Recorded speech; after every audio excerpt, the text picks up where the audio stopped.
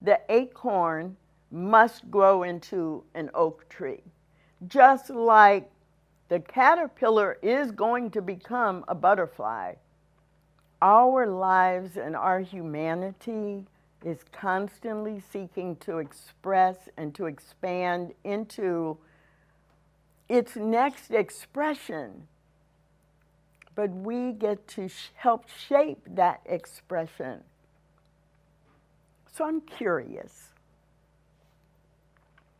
As you are shaping your expression of this adventure of life, are you creating a life in prison, or are you creating a life in paradise?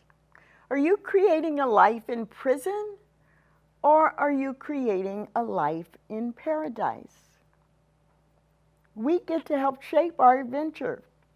A few weeks ago, I was in a spiritual coaching session with someone, and he was very, very interesting to me because he came in saying he was ready for his life to be very different from the way it was now.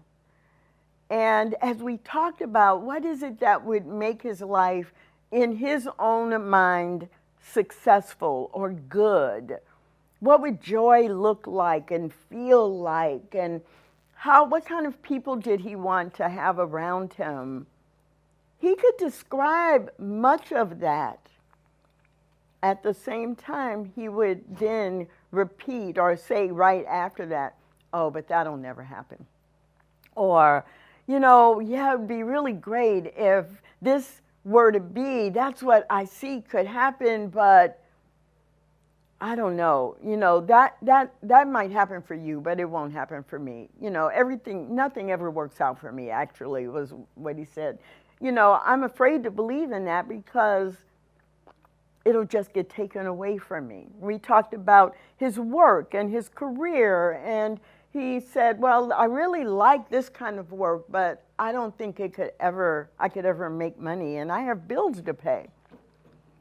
And literally every 5 or 6 minutes, he would talk about something positive, and then he would shift and talk about how that couldn't happen. And the reality is that the universe simply says yes. So even though he had ideas of what he would like his life to be, he had stronger beliefs that it could not be that way. He, in my mind, is an example of someone living in prison, not the prison that is owned by or run by the state or contracted by the federal government to lock people into a building with a very strict regime or pattern and a lot of restrictions. He was living a life. He was living this adventure of life in a prison of his own making. A prison with restrictions that he created, that he believed in, and that he was fighting for. A lot of us refer to that as, people arguing for their limitations. And we all do it sometimes.